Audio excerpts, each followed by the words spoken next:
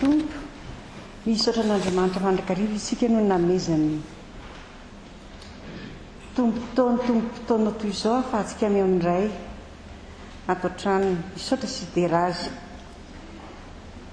ny alahady androany dia alahady voalohany manaraka ny trinité ary molibanjinantsika FJKM ny loha hevitra hoe mihavana amin'ny tompo raha tokony izy koa dia hitantsika ao amin'ny programma dia tokony ivo ny fankalazana fahadimy-telopolo taonany sekoly androany saingy noho ny antony rahantsika malala dia miaino tamin'ny fotoana manaraka izany kanefa noho ny antony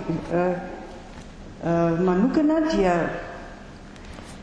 eto tavoretintsika miara-miombavaka tompoandriamanitra tsika ny ampahirentsika ary mioantsika ny fanahy ny fihavanana sy ny fifankatiavana dia tsika hitsangana riavana saotra sy idiran'andriamanitra ny famakiana ny salamo fahatelo amin'ny telopolo amin'ny zato andriny voalohany hatramin'ny fahatelo vakina ao ny anaran'ny tompo salamo fahatelo amin'ny folo amin'ny zato andriny voalohany fahatelo alleloia mideray anareo mpanompony Jehova mideray ny anaran'i Jehova saorana ny eny anaran'i Jehova hatramin'izao ka ho mandrakizay hatramin'ny fiposahan'ny masoandro ka hatramin'ny fileteny no hiderana ny anaran'i Jehova amen.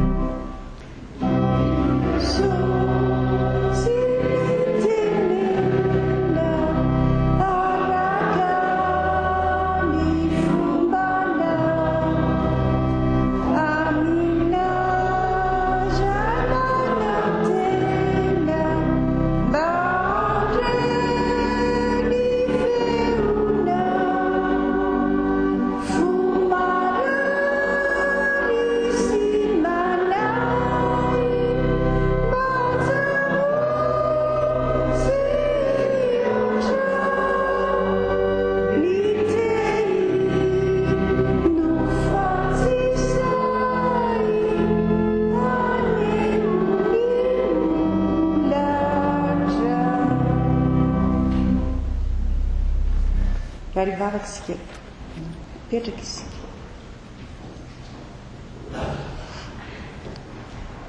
indreto ny mavonjinao Andriamanitra misaotra ny fitantananao na ahafahanay miaraka mibely ny anaranao atao tranonao indray amindrafo amin'ny tsy fantaterahanay Andriamanitra mamelà ny elokay ary omeo anay ny fo mahay mihavana aminao fo mahay mifankatia ary fo mahay manetry tena raha maksy ny teninao zay ry tompo dia mangataka amin'ny fanahy masinao mba hanadio sy hanazava ny fo mampanahinay ahaizanay mandray sy mitahiry ny afatrao izay entinay hihavanana aminao bebe kokoa isan'andro dia mitenena tompo fa miaino ny mpanomponao amen.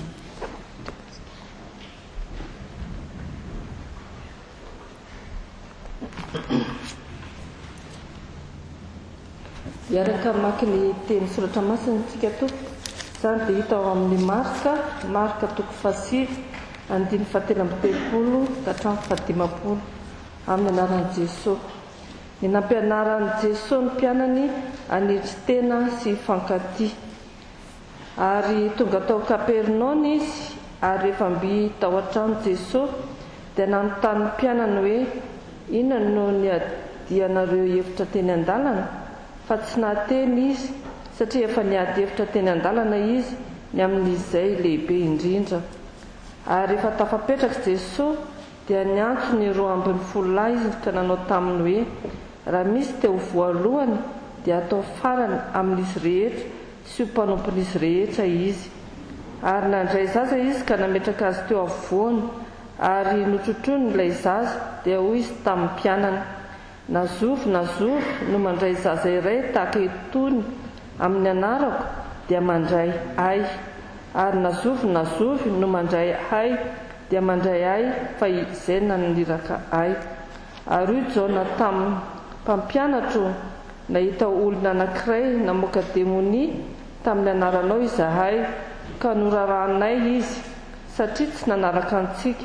Fa hoy Jesosy, aza mandrara azy fa tsy misy olona izay hanao asa lehibe amin'ny anarako ka teny ratsy ay vetivety, fa izay tsy manohitra antsika dia momba antsika. Fa na iza no manome anareo rano eran'ny kapoaka hosotronareo satria ny Kristy anareo dia lazaiko aminareo marina tokoa fa tsy ho very ny valim-pitiany. Ary na iza no mahatafotoana na iray aza amin'ireo madinika mino ahy ireo dia tsara ho azy raha nantonana vato lehibe fikosoam-bary mivozona ka atsipy ao anatin'ny ranomasina izy. Ary raha ny tananao manafotoana anao tapao izy, fa tsara ho anao ny hiditra kilemaina any amin'ny fiainana noho ny manana tanana roa, nefa ariana any amin'ny helo dia any amin'ny afo tsy azo vonoina. Ary raha ny tongotrao no manafotoana anao tapao izy, fa tsara ho anao ny hiditra mandringa any amin'ny fiainana noho ny manana tongotra roa, nefa ariana any amin'ny helo. Ary raha ny masonao no manafotoana anao esory ala izy, fa tsara ho anao ny hiditra tokamaso amin'ny fanjakan'Andriamanitra noho ny manana maso roa, nefa ariana any amin'ny elo. Any ny kankany tsy maty ary ny afo tsy vonoina, fa samy voasira amin'ny afo izy rehetra. Tsara ny sira, fa raha tonga matsatso izy, inona no entinareo mampody ny tsirony? Aoka hisy sira ao anatinareo ka mihavana tsara ianareo. Ray masonao manamasinana amin'ny fahamarinana, iteninao ny fahamarinana.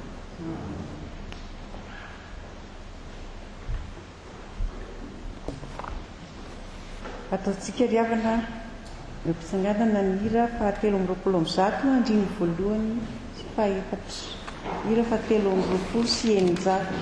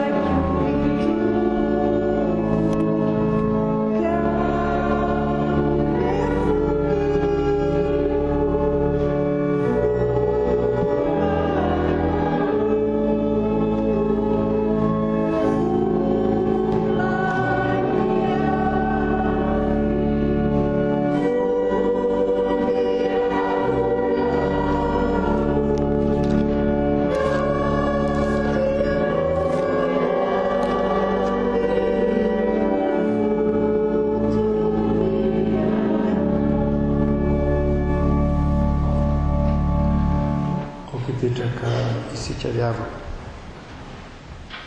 fahalonana ny fiadanany tompo amintsika ry avako malalatra ary ty alahady zay voalohany orinan'ny trinité ity ary natokana raha tokony ho izy itsofotsika ambavaka ny sekoly FCKM zay araka volaza teo dia tokony tamin'ity volana ity no hotokanana ny tsangambaton'ny faharoanjato-taona ny sekoly any ambaton'ny razaka kanefa moa no nitoejavatra iaraha mafantatra dia tsy vitsy zany, tsy natao zany, tsy tanteraka zany raha isytsika ho fandaran'Andriamanitra raha tokony zavatra rehetra riavako. Ny entina mampahirantsika riavako dia ny filazan'ny tsaramasina araka ny marika toko fahasivy ny andiny ny fahateloamby telopolo ka hatramin'ny andiny ny fahadimampolo. Fa izay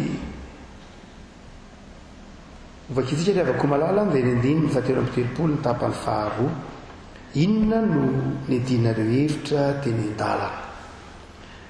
Inona no nedinareo hevitra teny an-dalana? Fanontaniana napetraka Jesosy tamin'ny mpianatra ry havana. Andeha hody ry zareo. Voalaza fa tao Kapernaume dia misy toerana nipetrahan'i Jesosy sy ny mpianatra. Dia rehefa vita ny asa dia andeha hody any Kapernaume. Dia nanontany Jesosy, inona kay le nyresaka nataonareo teny an-dalana ireny? Ino reny zavatra nampiady hevitra nareo ireny? Raha toa ka jerena amin'ny teny izay nanoratany marika azy ilay teny hoe ny adihevitra dia adihevitra mihiba fa tsy adihevitra miabo kosa. Izany hoe adihevitra niteraka fisarahana, adihevitra tsy nahitana vahaolana, adihevitra tsy nahitana hoe inona no atao. Dia tomba metra-panontaniany Jesosy manao hoe tsy tokony hitombona ngery ny adihevitranareo reny fa inona ny adinareo hevitra? Inona le ny adihevitra, inona le ny resaka nyresahanareo eny an-dalana ireny? Ny teny hoe eny an-dalana rehefa malala dia azo adika hoe ny fiainana manontolo mihitsy koa. Azo lazaina koa ny teny hoe teny an-dalana raha ohatra ka mampiasa ny teny hoe lalana isika dia tena voambolana fanalahidy amin'ny Baiboly zany. Azo atao mihitsy koa hoe ity teny ity dia azo atao koa hoe inona ny zavatra tena andanianao, inona ny resaka andanianao ny androm-piainanao. Azo avantsika ity fanontaniana ity manao hoe inona ny tena adihevitra na zavatra ataonao tena zava-dehibe amin'ny fivahinianao. Na mametraka fanontaniana ny fiangonana izy ampiny manao hoe inona kay ny tena anokananareo ny fotoananareo ety an-dalam-pivahiniana. Ety an-dalam-pivahiniana isika dia adihevitra manahoana, resaka manahoana, fiainana manahoana ny tena andaniantsika ny fotoanantsika. Dia raha toa ka manaraka tsara ny filazantsaraka manaraka tsika rehefa malala dia voalohany indrindra dia izay seho an'i Jesosy eto dia ny adihevitra voalohany izay navalin'ny mpianatra dia ny hoe iza no voalohany, izany hoe iza no mpitahika. Adihevitry ny io te ho tonga mpitahika. Ao anatin'ny ataontsika hoe misy rangahy anankiray antsoina hoe Maslow dia misy nampianatra hoe misy filana fototra 5 mahamaritra ny mahaolona ny olona Maslow. Dia ireo filana fototra ireo izy dia namaritra piramida moa izy. Dia filana fototra voalohany mahaolona ny olona ka tadiavin'ny olona dia lay hanina hohanina, lay osotrona, lay hotafiana, lay sakafo maraina, lay sakafo atoandro, zay mety ilaina, ino atao hoe besoin physiologique, lay zay mba tena ilaina mahafototra, lay mahaolona. Dia io zany ny voalohany ary fantatry ny soratra masina tsara zany. Zay mahatonga ny hoe rehefa nalaina fanahy Jesosy dia ny fakapana voalohany nahazo an' Jesosy zay tsy hafa fa fakapana nahazo aty ihany koa dia ny hoe teneno tonga vato, tonga mofo io vato io. Zany hoe fakapana ny filana lay hoanina avy hatrany.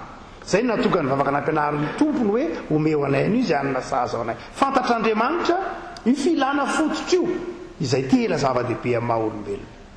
Dia ho ihany ity rangahy antsoina hoe Maslow ity fantatsika tsara. Rehefa mba azoazon'ny olona kosa aloha zany zay mba hanina hoaniny, mba mitafy tsara izy, misakafo izy, mba misy zay mety ilainy eo amin'ny fiainana dia tsy ampy azo tsony io. Fa mitady zavatra hafa indray izy, mitady sécurité io Maslow, mba mitady indray izy mba mba mandro fahalemana tsy voahelingelona matory tsara rehefa mba mahazo kodoro vita fo amin'ny mahavaovao sy koety amin'izao ririniny to dia tsy metretra isy angalatra sy ny sisa rehetra dia zay ny faharoa izy io ty rangaty dia ny fahatelo dia rehefa azo tsara dia tsy ampiny olona ihany zany hoy izy mety manana kodoro tsara izy matory tsara izy mijery tele izy voky izy mihinana desera tsara izy mandro fahalemana mety misy géforin sy miaro ny tokotaniny sy ny sisa fa mbola tsy ampy azy zay hoy izy fa ny filana manaraka dia zao dia izy te izy mahatsiaro mangitahita fitiavana la iantsona hoe appartenance dia io izy fa mitady fikambana mitady association club sy ny sisa rehetra mba ty atsiaro hoe zay ao anatina fikambanana lay maizy azy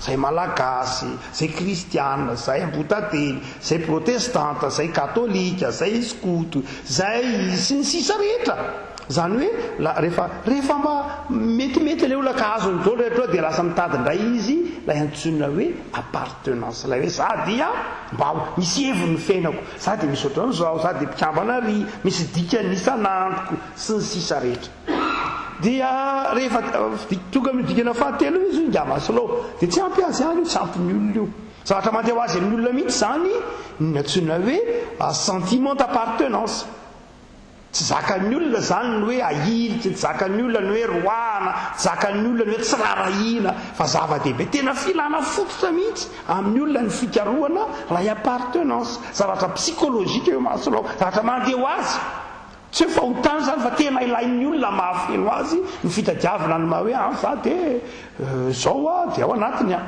fa ny fahatelo ny fahaefana dia ozy manao tena zava-dehibe koa afaka izy dia zao rehefa mba azo ndray zavatra zay dia mitady ny faefatra izy zay lehibebe kokoa dia rehefa lefa fanajan'ny olona mba io izy fahajain'ny olona lay manaja azy ny olona men'ny olona toerany izy ao anatin'ilay fikambanana misy azy ary ny faefatra ao izy dia lay antsony hoe estime de soi rehefa aorina ny estime des autres dia ny estime de soi tena mba manana zay mahay za faly amin'ny tenako tratrako ny tanjoko faly amianka tahaka leo amin'ny lioka toko faharoambin'ny folo manao hoe rifanahiko ny faly sambatra anao tratranao le zay fifaliany zay dia eto rehavako malala tsy hafa fa izay ny adevitra tsy hafa fa zay piramida ny Maslow zay ny adevitra ito io mpianatra fa teny ady lohany teny ady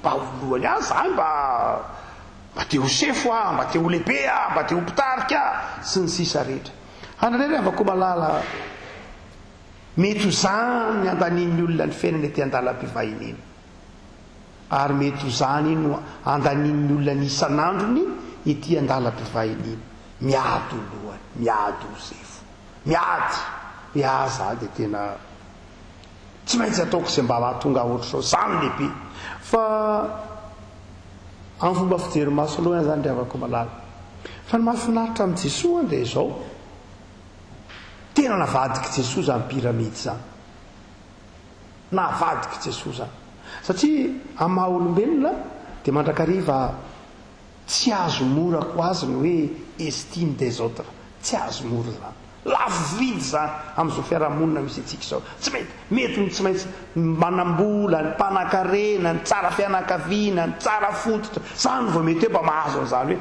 tonga mpitarika zany fa navadiky Jesosy zany dia avako malala hoy Jesosy manao hoe tandreminareo tsara fa ny zay mahadiniky nitotry azy toy izy manao hoe nazovo mandray toy zazy tony amin'ny anarako dia mandray ahy ary nazovo mandray ahy dia tsy mandray ahy fa mandray zay naniraka zany hoe asehon'i Jesosy avako malala fa ny fanetretena ny zava-dehibe tsy niady siza ny zava-dehibe tsy niady voninahitra ny zava-dehibe fa ny fandraisana ny fanetretena zany rehavako malala inona nataonareo teny an-dalana inona ny adevitra nataonareo teny an-dalana dia mamaly fanontaniana ny mpianatra manao hoe tsy nanao afa-tsy niady voninahitra ray ary tonga ao fanjakan'Andriamanitra tsika rehavako malala vita ny azakazaka dia metraka fanontaniana amintsika koa ny tompo manao hoe inona nataonao teny an-dalana inona nataonao teny an-tany inona nataonao tamin'ny fivahininao dia sanatria maly fanontaniantsika manao hoe tsy nanao afa-tsy niady voninahitra zahay, tsy nanao afa-tsy niady toerana zahay, tsy nanao afa-tsy niady zay ho an'ny tenanay zahay, tsy nanao afa-tsy zay mba metipetipety ny fiainanay zahay, tsy nanao afa-tsy zay mba hanajan'ny olonanay zahay, tsy nanao afa-tsy zay hisolotaka ny tenanay zahay. Afako malala tsy zay ny sitrapon'Andriamanitra. Ingane rehefa tonga ny fanontaniana apetrako ny tompo aminao vita ny azakazaka ka metraka fanontaniana aminao ny tompo hoe anaka, inona no nataonao teny an-tany, inona no nataonao teny an-dalana, dia tsy afaka tsy tia malitsika manao hoe tompo ny tiany namanay tahaka ny tenanay zahay, tompo zay zavatra ny tadiavin'ny namanay tena taonay taminy. Raha nisy sonoana teny menay hanina izy, raha nisy nagetaheta teny menay rano izy.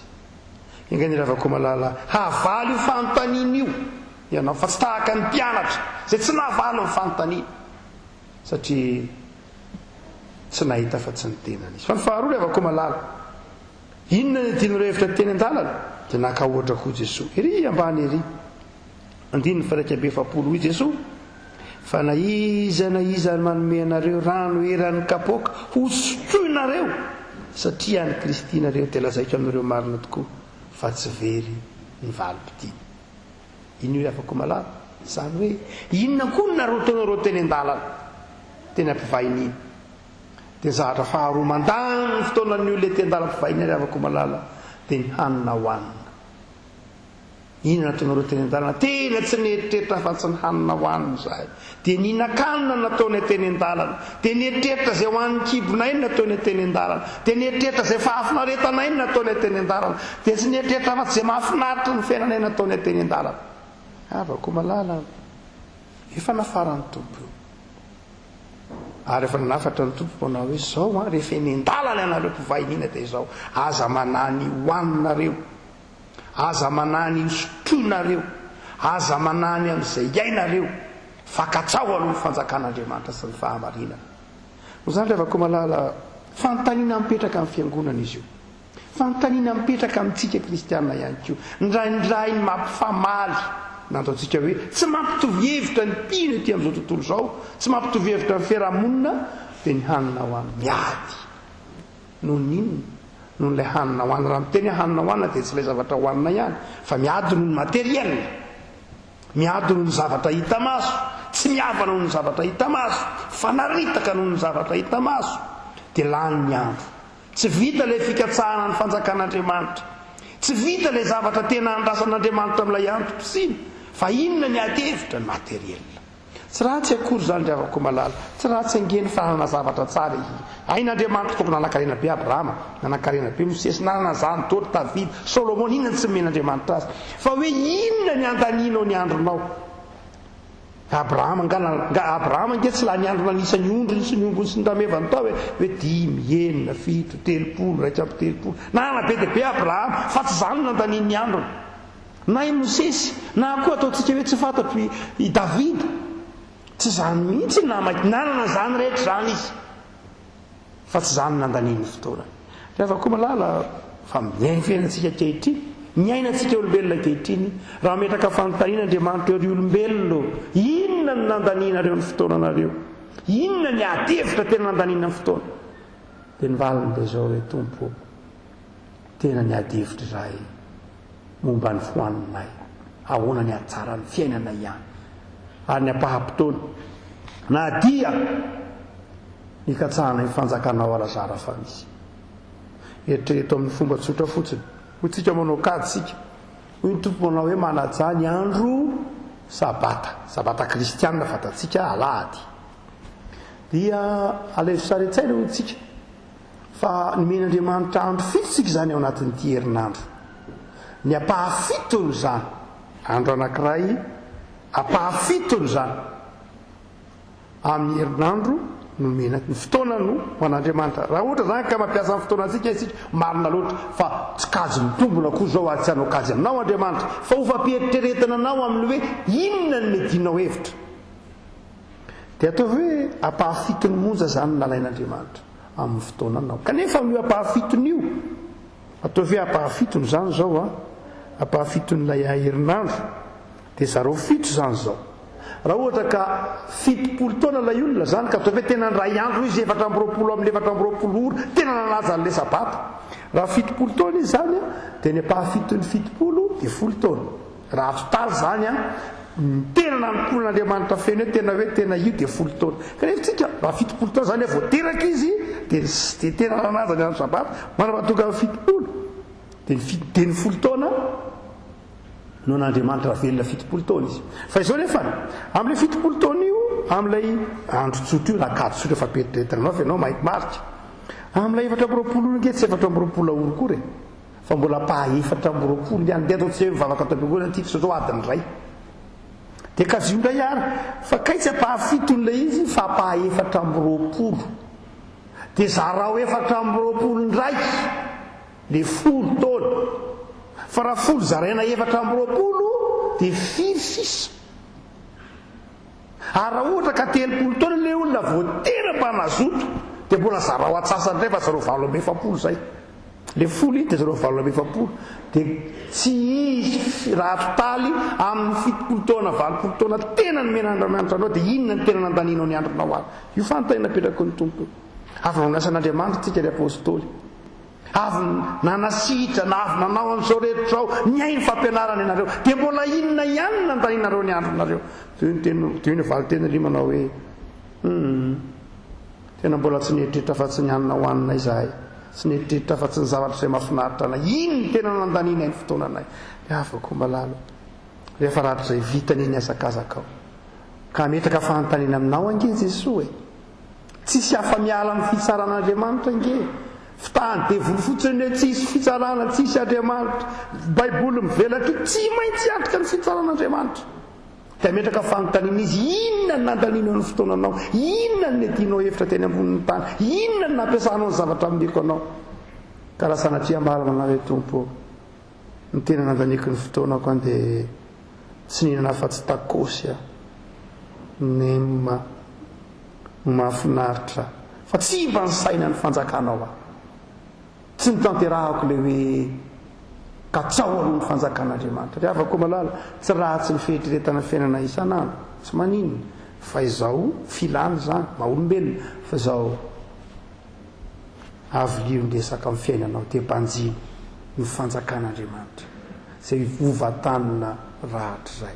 Izay natonga azy ny teny manao hoe aza manany amin'izany nareo fa izay rehetra ataon'ny olona aminareo, fa izay rehetra manome anareo la dia rano eran'ny kapoaka fotsiny ihany azy ho anareo satria mpanompo ny Kristy ianareo dia tsy very ny valy fitian'izany olo izany. Ka inona ny ampanahinareo?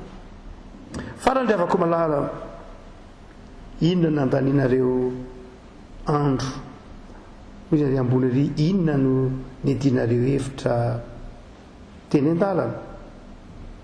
Dia hitantsika amin'toy ny manaraka ry avako malala manomboka ny amin'ny 420 ka hatramin'ny 750. Inona ny nandaninareo ny fotoananareo? Dia izao ny fialambolinay. Io fialambolin'ny masonay, fialambolin'ny sofinay, fialambolin'ny izay mahafinaritra ny masonay. Inona nandaninareo ny fotoananao? Dia nandanina ny fotoananay dia izao tsy nijery izay mahafinaritra afa-tsy ny masonay mahafinaritra izahay, tsy niaino afa-tsy izay mahafinaritra ny sofinay izahay. Inona nandaninao ny fotoananao? Dia ny hoe nanao izay mahafinaritra anay. Dia avako malala